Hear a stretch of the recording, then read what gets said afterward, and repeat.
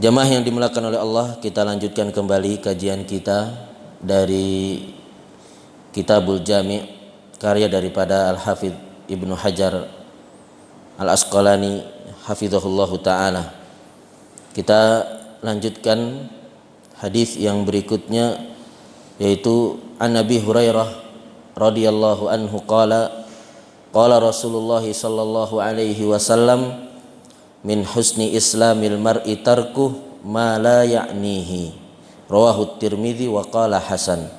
Dari Abu Hurairah, semoga Allah Subhanahu wa taala meridhoinya, berkata, Nabi sallallahu alaihi wasallam bersabda, min husni islamil mar'i tarkuh ma la ya'nihi, merupakan kebagusan Islam seseorang adalah meninggalkan perkara-perkara yang tidak berguna baginya. Merupakan kebagusan Islam seseorang adalah meninggalkan perkara-perkara yang tidak berguna baginya. Hadis ini merupakan salah satu daripada 4 hadis yang mengumpulkan seluruh adab kebaikan. Jadi disebutkan oleh Ibnu Salah berkata, Ibnu Salah berkata Abu Zaid Imamul Malikiyah di zamannya, jima'u adabul khair fi arba'ati ahadits, yang mengumpulkan adab-adab kebaikan itu dalam 4 hadis. Jadi ada 4 hadis yang mengumpulkan seluruh adab kebaikan, seluruh akhlak. Hadis yang pertama adalah man kana yu'minu billahi wal yaumil akhir falyaqul khairan aw liyasmut. Barang siapa yang beriman kepada Allah Subhanahu wa taala dan hari akhir, maka hendaknya dia berkata yang baik atau diam. Kemudian hadis yang kedua adalah min husni islamil mar'i tarkuh ma la ya'nihi, merupakan kebagusan Islam seseorang adalah meninggalkan perkara yang tidak berguna baginya. Kemudian hadis yang ketiga adalah hadis seorang yang datang kepada Nabi sallallahu alaihi wasallam untuk minta nasihat. Maka Nabi sallallahu alaihi wasallam mengatakan, la taghdab, jangan engkau marah. Dan hadis yang keempat adalah la yu'minu ahadukum hatta yuhibba li akhihi ma yuhibbu li nafsihi, tidak sempurna keimanan seseorang sampai dia menghendaki untuk saudaranya kebaikan sebagaimana dia menghendaki untuk dirinya. Jadi ini 4 hadis yang mengumpulkan seluruh seluruh adab, seluruh akhlak. Hadis yang bersama kita adalah hadis min husni islamil mar'i tarkuhu ma la ya'nihi, merupakan kebagusan Islam seseorang adalah dia meninggalkan perkara yang tidak berguna baginya. Perkara yang tidak berguna itu apa, Pak? Apa kira-kira perkara yang tidak berguna? Perkara yang tidak berguna apa? Banyak ya. Perkara yang tidak berguna ya, yang disebutkan pertama adalah maksiat. Maksiat ini bukan hanya dia perkara yang tidak berguna, tetapi bisa mendatangkan apa? Dosa. Kemudian yang kedua, perkara yang tidak berguna adalah perkara yang makruh. Kemudian yang ketiga adalah berlebihan dalam perkara yang mubah, terlalu berlebihan dengan perkara yang mubah. Kemudian di antara contoh perkara yang tidak berguna adalah suka mengomentari urusan orang. Suka mengomentari urusan orang. Ada orang punya rumah warnanya pink. Kita komentari atau tidak, Pak? Mesti kita komentar. Ini kenapa kok dicat warna pink? Ya apa urusanmu? Ini bukan urusan kita, urusan apa? Urusan dia. Dia mau cat pink, mau cat ungu, mau cat hitam, mau apa? Itu urusan dia, bukan urusan kita. Jadi perkara yang tidak berguna diantaranya adalah suka komentar. Dan juga disebutkan para salaf dahulu, ya, ada di antara mereka yang mengatakan ketika melihat ada bangunan, tiba-tiba ada bangunan, dia mengatakan, ini kapan dibangunnya? Dia langsung sadar, untuk apa saya bertanya demikian? dia langsung mengatakan saya akan menghukum diriku gara-gara apa? Ucapan tadi. Dia hukum dirinya dengan apa? Berpuasa. Bayangkan, dia cuma apa? Nanya sama dirinya sendiri, ini kapan dibangun? Ini menunjukkan bahwasanya mereka dahulu adalah orang-orang yang berusaha meninggalkan perkara-perkara yang tidak berguna untuk dirinya. Kemudian di antara contohnya juga adalah ngikutin berita artis. Kalau bapak-bapak jarang ya Pak yang ngikutin berita artis, atau suka juga ya. Liatin, oh ini artis mau cerai ini ya. Oh ujung-ujungnya apa? Cerai. Kalau misalkan kita ngikutin berita artis yang mau cerai itu untuk kita nikahi nggak apa-apa. Tapi kan nggak kita nikahi juga.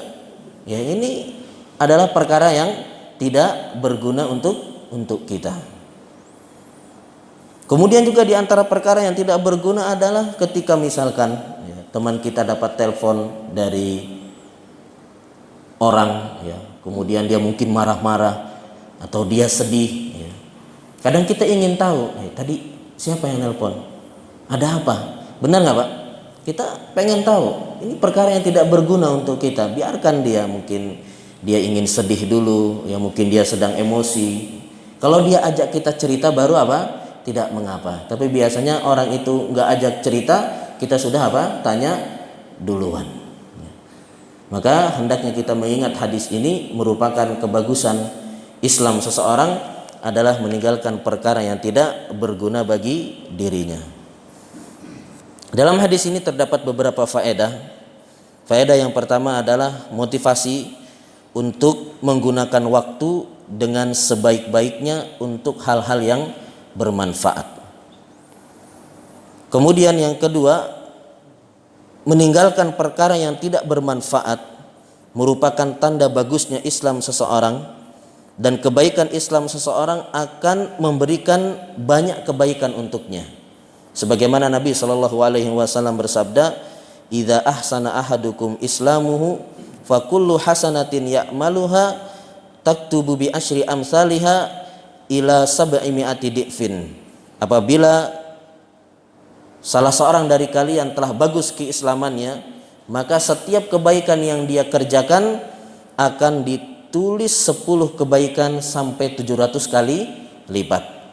Wa kullu sayyi'atin ya'maluha, dan setiap keburukan yang dia kerjakan tuktabu bimithliha hatta yalqallaha azza wa jalla.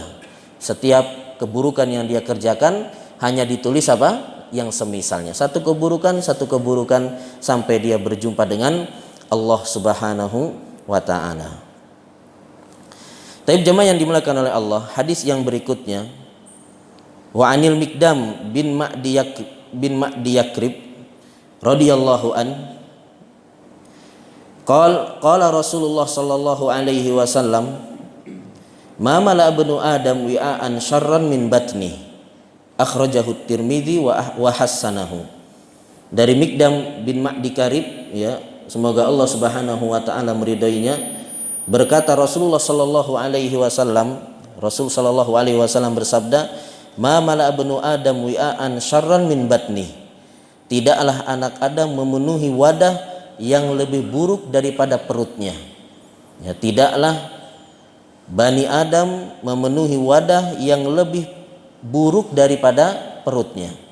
Hadis ini menunjukkan kepada kita bahwasanya syahwat perut itu diantara syahwat yang paling buruk.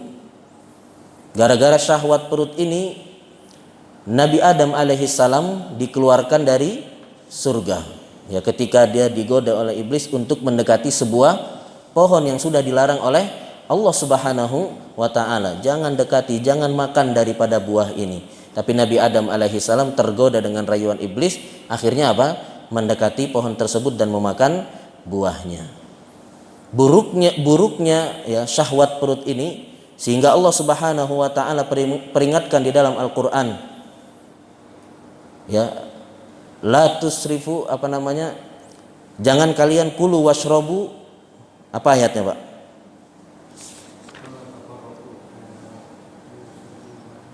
Janganlah kalian makan dan berlebihan. Nabi SAW juga ingatkan di dalam hadis, kulu washrobu walbasu min ghairi makhilatin wala saraf. makan dan minumlah kalian dan berpakaianlah, akan tetapi apa? Jangan sombong dan berlebihan.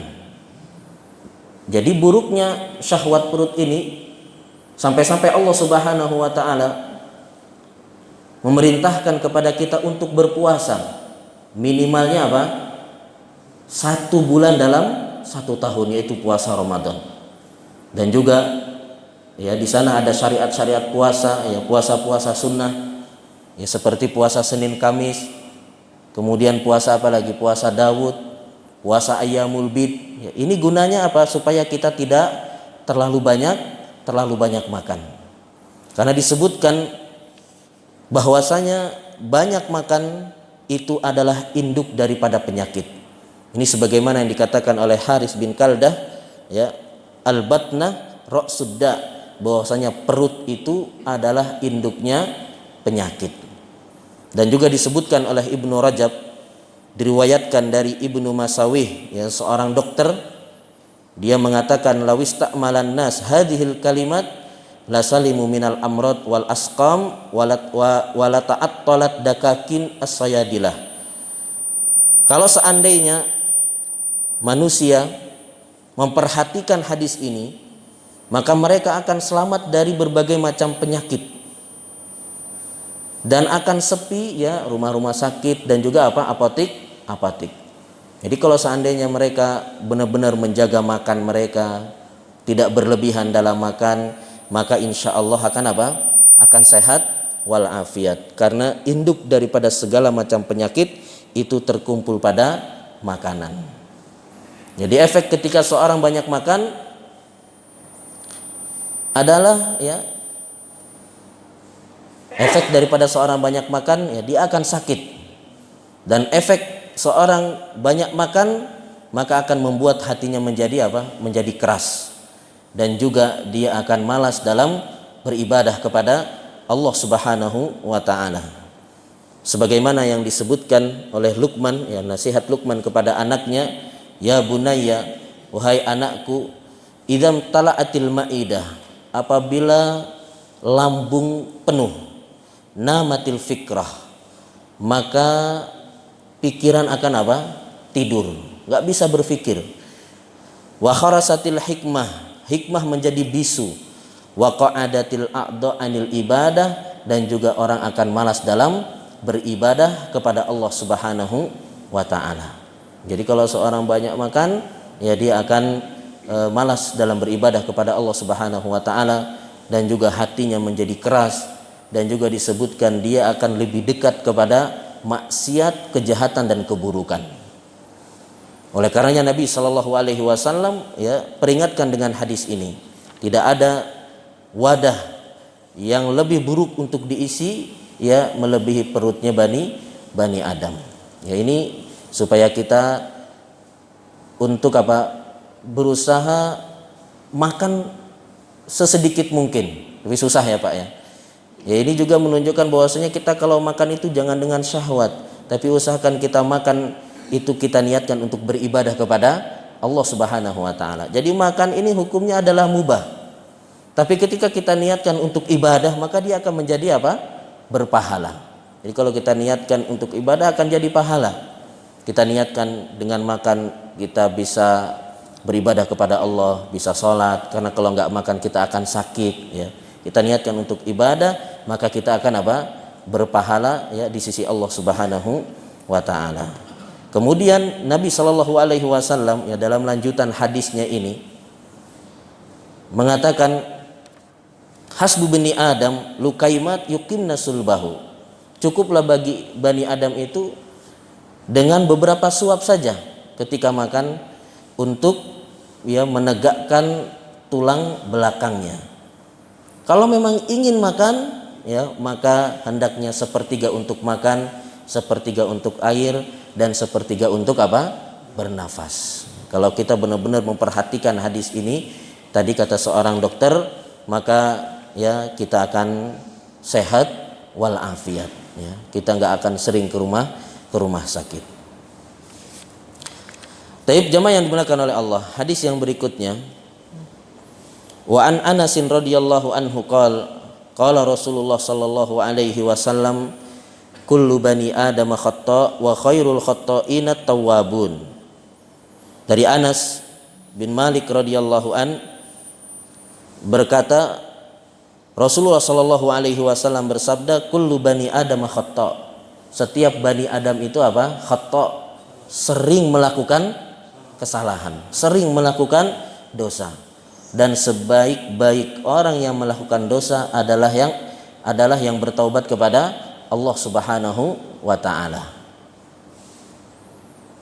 Hadis ini menunjukkan kepada kita bahwasanya manusia itu pasti melakukan dosa, pasti melakukan kesalahan. Dan dosa itu ada dua macam. Yang pertama dosa kecil, yang kedua dosa besar. Ya, sebenarnya para ulama dalam pembagian dosa ini ada dua pendapat. Pendapat yang pertama mengatakan bahwasanya dosa itu terbagi menjadi dua, dosa kecil dan dosa besar. Berdasarkan firman Allah Subhanahu wa taala, in tajtanibu kabair ma tunhauna anhu nukaffir ankum sayyiatikum wa nudkhilkum mudkhalan karima. Apabila kalian menjauhi dosa-dosa besar. Ini menunjukkan bahwasanya dosa terbagi menjadi dua, ada dosa besar, ada dosa kecil. Pendapat kedua mengatakan bahwasanya dosa nggak dibagi, nggak ada itu pembagian dosa kecil, dosa besar. Dosa itu cuma satu, yaitu dosa besar. Semua maksiat yang dikerjakan itu adalah dosa besar. Ini pendapat daripada Al-Qadi Abu Bakar Al-Baqillani dan juga Imamul Haramain. Dalilnya apa? Dalilnya adalah hadis Anas, innakum la ta'maluna a'malan hiya adakku fi a'yunikum minas syar kunna na'udduha ala ahdi Rasulillah sallallahu alaihi wasallam minal mubiqat. Sesungguhnya kalian mengerjakan suatu dosa yang mana itu menurut kalian kecil, lebih halus daripada rambut, tapi menurut kami di zaman Nabi sallallahu alaihi wasallam itu merupakan apa? Dosa yang membinasakan.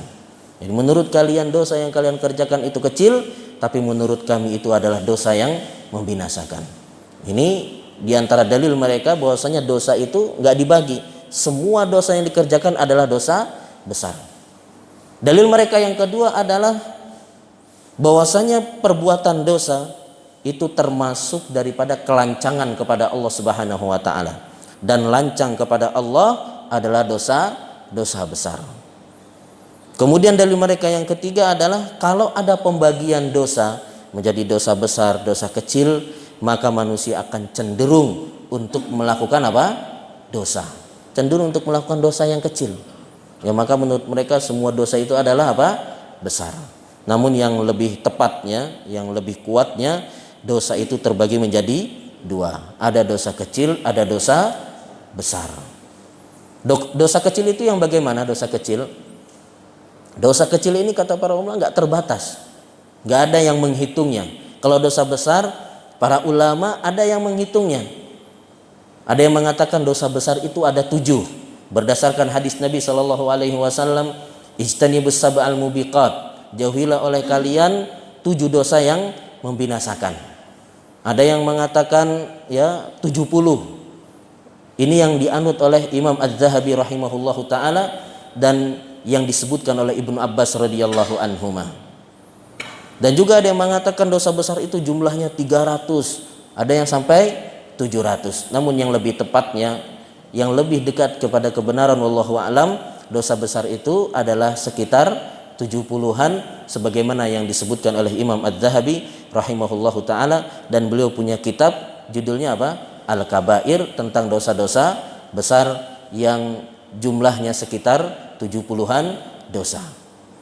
Adapun dosa kecil nggak ada di antara ulama yang menghitungnya. Dosa kecil sangat banyak.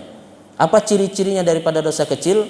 Ciri-ciri daripada dosa kecil itu adalah tidak disebutkan ancamannya di dunia dan di akhirat.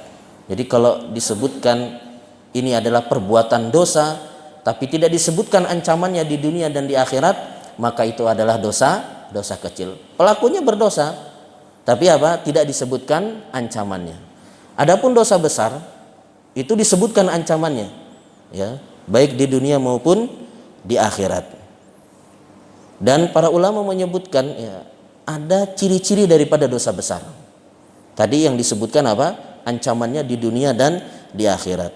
Di antara contohnya misalkan Nabi Shallallahu Alaihi Wasallam, ya, bersabda, man kadzdzaba alayya muta'ammidan falyatabawa maq'adahu minan nar. Barang siapa yang berdusta atas namaku, maka hendaknya dia mempersiapkan tempat duduknya di neraka. Maka dusta atas nama Nabi itu adalah dosa besar. Kenapa? Karena disebutkan ancamannya dia masuk ke dalam neraka. Juga misalkan sabda Nabi Shallallahu Alaihi Wasallam, la'ana Rasulullah Shallallahu Alaihi Wasallam ar-rashi wal murtashi. Bahwasanya Nabi Shallallahu Alaihi Wasallam melaknat yang menyogok dan yang disogok. Dia mendapatkan laknat. Ini menunjukkan apa? Perbuatan sogok menyogok ini adalah dosa besar.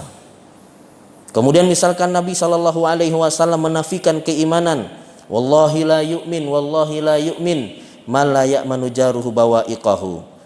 Demi Allah tidak beriman, demi Allah tidak beriman, demi Allah tidak beriman bagi orang yang tetangganya itu tidak aman dari gangguannya.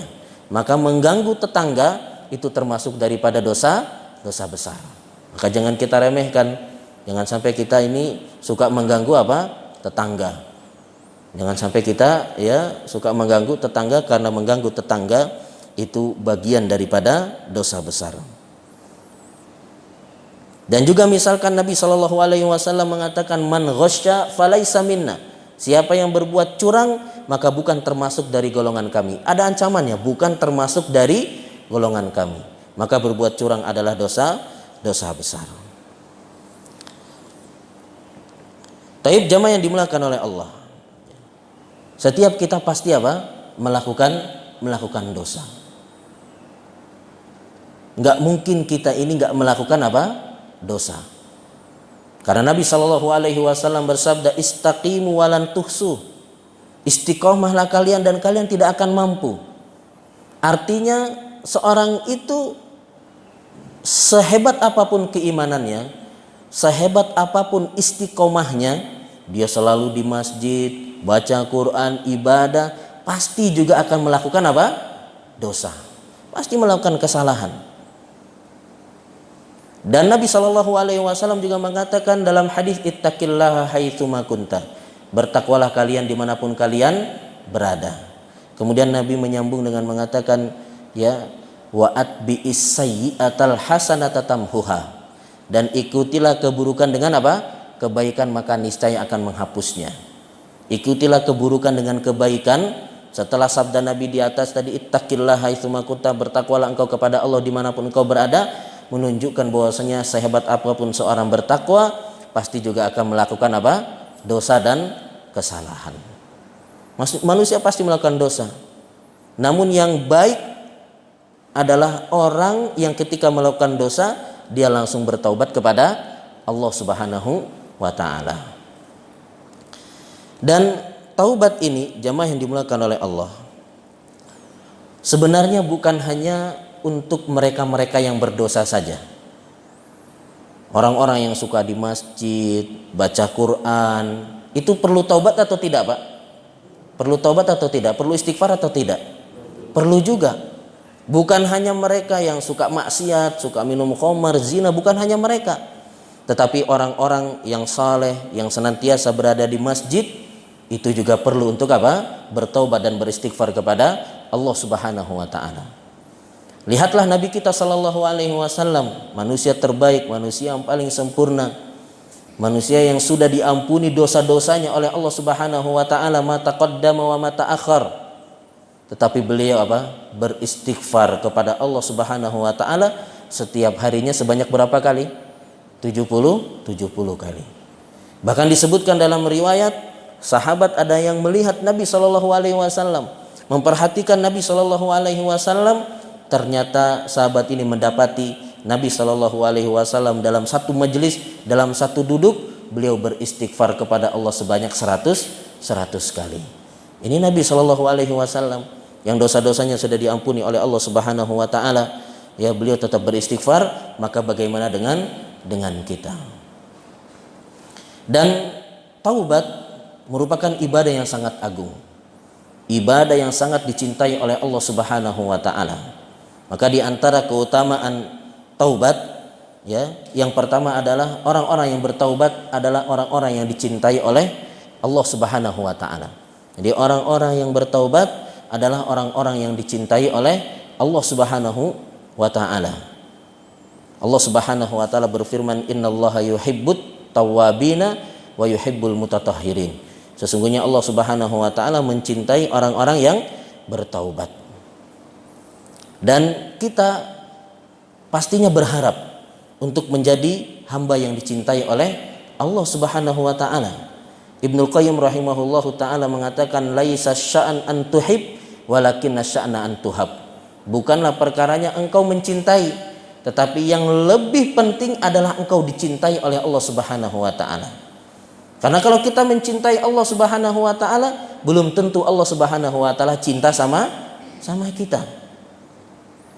Tetapi yang lebih kita butuhkan adalah kita dicintai. Makanya Ibnu Qayyim mengatakan, laisa sya'an an tuhib. Bukan perkaranya adalah engkau mencintai, tapi yang lebih penting daripada itu adalah engkau dicintai. Nah, di antara kita mendapatkan cintanya Allah Subhanahu wa Ta'ala adalah dengan menjadi hambanya yang bertaubat. Kemudian di antara keutamaan daripada bertaubat, bahwasanya dengan bertaubat itu salah satu yang menyebabkan seorang dimasukkan ke dalam surga. Ini kalau kita perhatikan keutamaan ini menunjukkan bahwasanya sayangnya Allah Subhanahu wa Ta'ala kepada hambanya. Kita berbuat kesalahan kepada Allah Subhanahu wa Ta'ala, kemudian kita bertaubat, kemudian Allah Subhanahu wa Ta'ala maafkan, harusnya kan selesai sampai di sini. Benar nggak, Pak? Ibarat misalkan kita ini berbuat salah sama orang, kita datang sama dia, minta maaf ya Pak ya. Oh iya saya maafkan. Sebelum kita pergi kita dikasih kunci mobil, ini mobil bawa. Ada nggak yang seperti itu, Pak? Kita salah sama dia, kita minta maaf, kemudian dia saking senangnya dia minta maaf sama kita, sebelum kita pergi dikasih mobil, kan nggak ada. Tapi Allah Subhanahu wa Ta'ala, kita buat salah sama Allah Subhanahu wa Ta'ala, kita bertaubat, Allah ampuni dosa-dosa kita, Allah Subhanahu wa Ta'ala masukkan kita ke dalam surga. Bukan hanya sekedar dimaafkan, ya, tetapi Allah Subhanahu wa Ta'ala masukkan kita ke dalam surga. Sebagaimana disebutkan dalam surat At-Tahrim, Allah Subhanahu wa Ta'ala berfirman, ya ayyuhalladzina amanu tubu ilallahi taubatan nasuha. Wahai orang-orang yang beriman, bertaubatlah kalian kepada Allah dengan taubatan nasuha. Asa rabbukum ayyukaffira ankum sayyiatikum wa yudkhilakum jannatin tajri min tahtihal anhar. Bisa jadi Allah Subhanahu wa Ta'ala maafkan dosa-dosa kalian, kesalahan-kesalahan kalian, dan Allah Subhanahu wa Ta'ala masukkan kalian ke dalam surga yang mengalir di bawahnya sungai-sungai. Ini menunjukkan ya kasih sayangnya Allah Subhanahu wa Ta'ala kepada hamba-hambanya. Bukan hanya sekedar dimaafkan, tapi diberikan tambahan bonus, dimasukkan ke dalam surganya. Kemudian di antara keutamaan taubat, bahwasanya orang-orang yang bertaubat ini didoakan oleh malaikat. Sebagaimana disebutkan di dalam Al-Qur'an, ya, alladzina yahmilunal arsya wa man haulahu yusabbihuna bihamdi rabbihim wa yu'minuna bih wa yastaghfiruna lilladzina amanu rabbana wasi'ta kulla syai'ir rahmah wasi'at kulla syai'ir rahmah rahmatan wa ilma faghfir lilladzina tabu.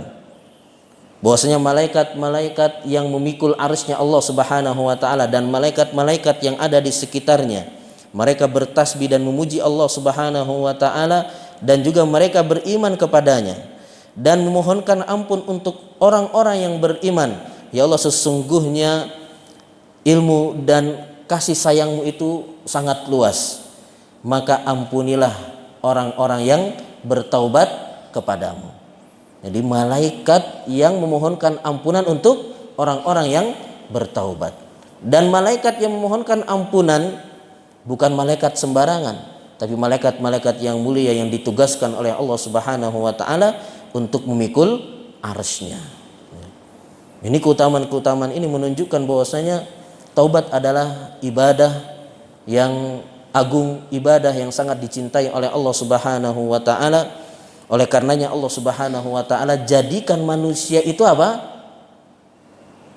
Melakukan dosa dan maksiat. Ya, karena taubat adalah ibadah yang agung, ibadah yang dicintai oleh Allah Subhanahu wa taala, maka Allah Subhanahu wa taala jadikan manusia itu apa? Berbuat maksiat dan dosa. Sebagaimana tadi sudah kita singgung, Nabi SAW bersabda, istaqimu walan tuhsu, istiqomahlah kalian dan kalian tidak akan mampu, pasti akan melakukan apa? Dosa dan maksiat. Dan juga disebutkan, ya ibadi innakum tukhti'una al-lail wan nahar, innakum tukhti'una bil laili wan nahar. Wahai hamba-hambaku, sesungguhnya kalian itu apa? Pasti melakukan dosa di malam dan siang hari. Jamaah yang dimuliakan oleh Allah, kenapa taubat merupakan ibadah yang dicintai oleh Allah Subhanahu wa taala? Karena taubat itu membuka rahasia-rahasia dari nama-nama dan sifat-sifat Allah Subhanahu wa taala. Jadi dengan seorang bertaubat itu menyikap tabir rahasia di antara nama-nama dan sifat-sifat Allah Subhanahu wa taala. Dengan seorang melakukan dosa, maka dia akan lebih memahami nama Allah Subhanahu wa taala Al-Ghafur. Benar enggak, Pak? Ketika seorang melakukan dosa, maka dia akan lebih memahami nama Allah Subhanahu wa taala ya Al-Ghafur. Bahwasanya Allah Subhanahu wa taala itu yang Maha Pengampun. Dengan dia melakukan dosa, maka dia akan lebih memahami nama Allah Subhanahu wa taala Ar-Rahim. Ya, dengan dia melakukan dosa, maka dia akan lebih memahami nama Allah Subhanahu wa taala Ar-Rahim yang Maha Penyayang. Ketika manusia melakukan dosa, seorang anak melakukan dosa sama orang tuanya, sama bapaknya atau sama ibunya, terkadang ada orang tua yang tidak memaafkan anaknya. Benar nggak, Pak? Ada orang tua yang nggak maafkan anaknya, mungkin sudah melampaui batas maksiatnya sehingga anaknya diusir, anaknya minta maaf nggak dimaafkan.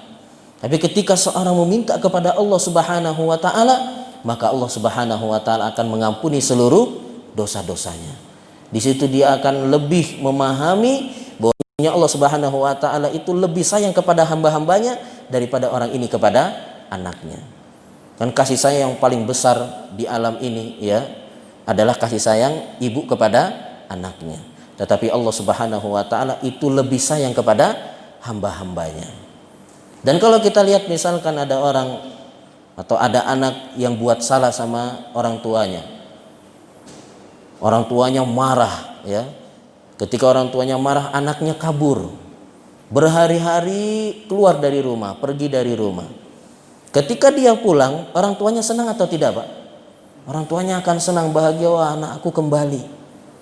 Maka Allah Subhanahu wa taala lebih bahagia ya, ketika misalkan ada hambanya yang menjauh kepada Allah Subhanahu wa taala, maksiat kepada Allah Subhanahu wa taala, kemudian tiba-tiba dia kembali kepada Allah, dia bertaubat kepada Allah Subhanahu wa taala, maka Allah Subhanahu wa taala sangat apa?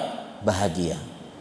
Bahkan disebutkan dalam hadis bahwasanya Allah Subhanahu wa taala itu lebih bahagia dengan taubat hambanya daripada seorang yang mengadakan perjalanan di padang pasir, kemudian ketika dia beristirahat di bawah pohon ya, ontanya apa? Kabur dengan seluruh perbekalannya. Ketika dia bangun, ontanya nggak ada. Dia cari-cari, ini di padang pasir, Pak, nggak ada yang jualan es dawet, es cendol, nasi padang. Di padang pasir ini ontanya sama perbekalannya apa? Hilang. Maka dia cari-cari, nggak ketemu-ketemu. Ketika nggak ketemu-ketemu, akhirnya dia pasrah, dia duduk di bawah pohon, ya, dia tertidur sebentar, bangun-bangun, ontanya apa? Ada di hadapannya. Senang atau tidak? Sangat senang, sangat bahagia. Bahkan disebutkan saking senangnya dia salah dalam berucap, ya Allah, sesungguhnya Engkau adalah hambaku dan aku adalah Tuhanmu. Saking senangnya. Nah, disebutkan bahwasanya Allah Subhanahu wa taala lebih bahagia dengan taubat hambanya daripada orang ini, ya, ketika menemukan kembali ontanya. Kemudian jamaah yang dimuliakan oleh Allah, dengan seorang berdosa, maka dia akan lebih memahami nama Allah Subhanahu wa taala As-Sittir. As-Sittir itu apa, Pak? As-Sittir. Pernah dengar gak As-Sittir apa As-Sittir? As-Sittir itu adalah yang maha menutupi. Ya, yang maha menutupi. Dosa-dosa dan maksiat yang kita kerjakan itu ditutupi oleh Allah Subhanahu wa taala.